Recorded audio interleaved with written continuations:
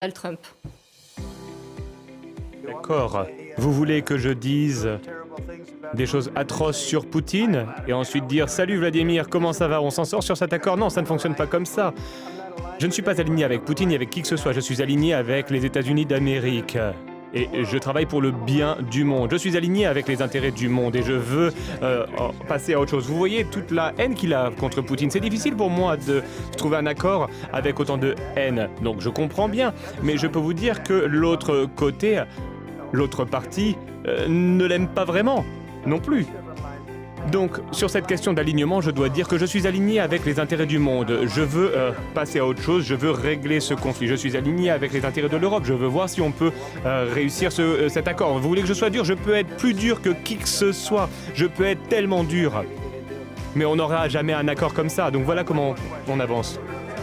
Une autre question. Oui, j'aimerais réagir.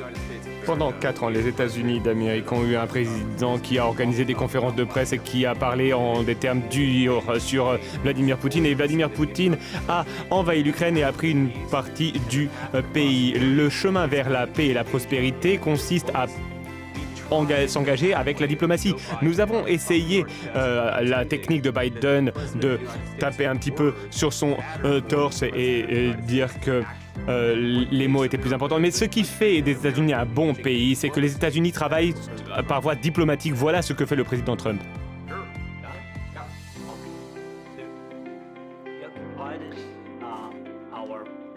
Il occupe de grands territoires sur l'Ukraine, dans l'est de l'Ukraine et la Crimée. Vladimir Poutine a envahi la Crimée en 2014. Pendant de nombreuses années, donc je ne parle pas que de Biden, mais il y avait Obama, le président Obama, puis le président Trump, puis le président Biden, à nouveau le président Trump. Et nous espérons que le président Trump arrêtera cette guerre. Mais en 2014, personne n'a arrêté Poutine. Il a tout simplement occupé la Crimée. Il a tué des personnes, vous savez. En 2015, en 2014. Mais je n'étais pas là.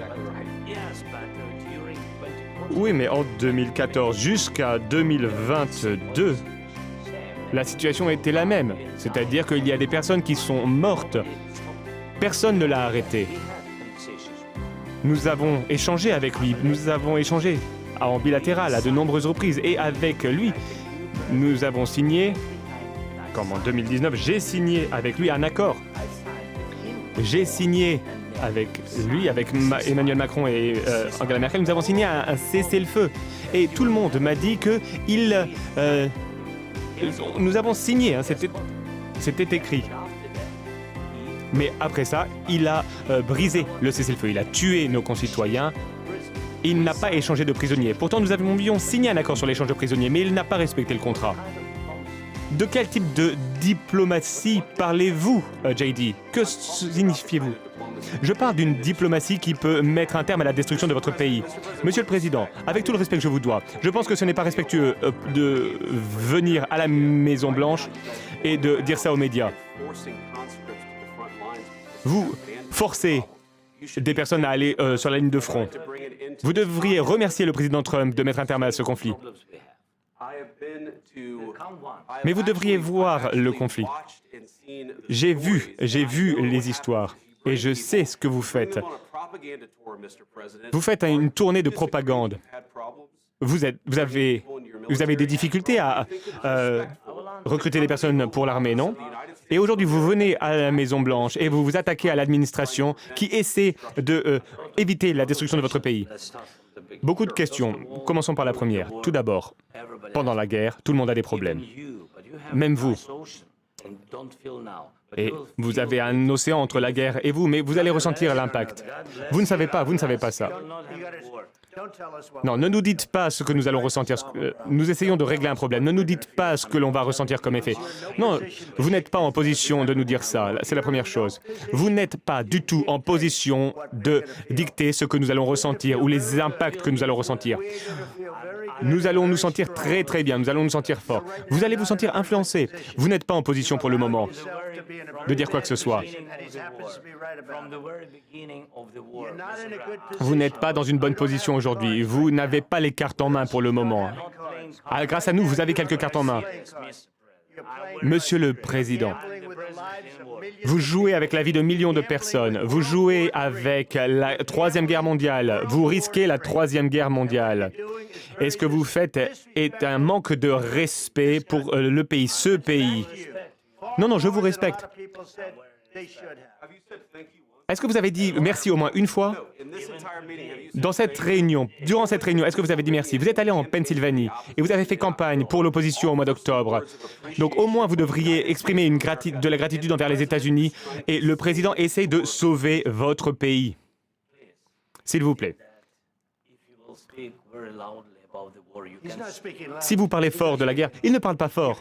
Il ne parle pas fort. Votre pays est en très grande difficulté. Est-ce que je peux parler? Non, non, non, non, vous ne parlez pas. Votre pays est en difficulté. Oui, je le sais. Vous ne gagnez pas. Vous ne gagnez pas. Vous avez une chance de vous en sortir grâce à nous. Monsieur le Président, nous sommes forts dans notre pays. Depuis le début de la guerre, nous avons été seuls et nous sommes reconnaissants. Vous n'avez pas été seul. Vous n'avez pas été seul. Nous vous avons donné 350 milliards de dollars. Nous vous avons donné de l'équipement militaire. Vos équipes sont courageuses. Mais si vous n'aviez pas notre équipement militaire, si vous n'aviez pas notre matériel militaire, cette guerre se serait terminée en 2 semaines. En quelques jours, oui, je l'ai entendu de la part de Poutine, en 3 jours. Peut-être moins, en 2 semaines. Eh bien oui, ça va être vraiment très difficile de faire des affaires comme ça. Vous devriez au moins dire merci. J'ai dit merci à de nombreuses reprises au peuple américain. Mais il y a un désaccord. Et il va falloir régler ces désaccords, ces différends, avant de parler et de dire des mensonges aux médias américains. Mais je pense qu'il est bon pour les Américains de voir ce qui se passe. Je pense que c'est très important. C'est pourquoi cet entretien dure aussi longtemps. Vous devez être reconnaissant. Vous n'avez pas les cartes en main. Vos concitoyens meurent, vous manquez de soldats, vous avez de moins en moins de soldats. Ce serait... Et ensuite vous nous dites, « Oh, je ne veux pas de cessez-le-feu, je ne veux pas de cessez-le-feu. Je veux continuer, je veux faire ci, je veux faire ça. » Si vous pouviez avoir un cessez-le-feu aujourd'hui, eh bien il faudrait le prendre afin qu'il y ait plus de morts. Oui, évidemment que nous voulons un terme à la guerre. Mais vous dites que vous ne voulez pas de cessez-le-feu. Moi, je veux un cessez-le-feu. Parce que vous aurez un cessez-le-feu plus vite qu'un accord. Mais demandez l'avis de notre population sur un cessez-le-feu. C'est Biden qui n'est pas très intelligent. C'était avec Obama, mais c'était votre président. C'était avec Obama qui vous a donné les... moi, je vous ai donné les Javelin pour vous attaquer à ces tanks. Obama vous a donné pratiquement rien. Moi, j'ai donné des missiles. Et vous devez être plus reconnaissant, parce que je peux vous dire que vous n'avez pas les cartes en main. Avec nous, vous avez des cartes, mais sans nous, vous n'avez aucune carte en main. L'accord va être difficile à signer, parce que les attitudes ont changé. Et si la Russie rompt le cessez-le-feu, qu'allez-vous faire s'il y a une violation de la part de la Russie du cessez-le-feu? Qu'entendez-vous? Elle demande qu'est-ce qui va se passer si la Russie rompt le cessez-le-feu. Oui, ben, et si une bombe vous tombe sur la tête maintenant? Et s'il viole le cessez-le-feu? Ils l'ont violé avec Biden parce qu'il ne le respectait pas. Il me respecte, il respectait Obama. Je vais vous dire une chose, c'est que Poutine a traversé beaucoup de choses avec moi. Il y a eu une fausse chasse aux sorcières où il y avait toute cette histoire sur la Russie, l'influence russe sur mon élection. Il y a eu toutes ces arnaques avec Biden, avec Hillary, avec Adam Schiff. Il a traversé ça avec moi. Il a traversé tout cela. Et nous n'avons pas fini en guerre. Il a traversé tout ça. Il a été accusé de beaucoup de choses, mais il n'avait rien à voir avec tout cela. Nous avons vu l'affaire de Hunter Biden. C'était vraiment terrible tout ce qui s'est passé. Ensuite, on a parlé de l'ordinateur portable de Hunter Biden qui était rempli d'informations par la Russie, etc. Et Vladimir Poutine a été accusé de toutes ces choses alors qu'il n'avait rien fait. Tout ce que je peux dire, c'est ça. Il a peut-être violé des accords avec Obama, avec Bush, avec Biden. Il a fait, peut-être pas, je ne sais pas ce qui s'est passé, mais en tout cas, il n'a pas rompu les accords qu'il a signés avec moi. Il veut un accord. Je ne sais pas si c'est possible d'avoir un accord, mais le problème aujourd'hui, c'est que je vous ai autonomisé pour que vous soyez dur. Et je ne pense pas que vous soyez dur sans les États-Unis. Et vos concitoyens sont très courageux. Mais on doit signer un accord ou alors c'est fini. Et si c'est fini, vous allez voir les conséquences. Je ne pense pas que ce sera de bonnes conséquences pour vous, mais vous devrez continuer à vous battre seul. Mais vous n'avez pas les cartes en main. Mais une fois que nous aurons signé cet accord, vous serez dans une bien meilleure position. Mais vous n'êtes pas du tout reconnaissant. Et ça, ce n'est pas sympathique. Je vais être tout à fait honnête, ce n'est pas sympathique. Très bien, je crois qu'on en a assez vu. Qu'en pensez-vous? Ça va être de la bonne télévision, ça je peux vous le dire. Nous allons voir ce qu'on peut faire. Merci.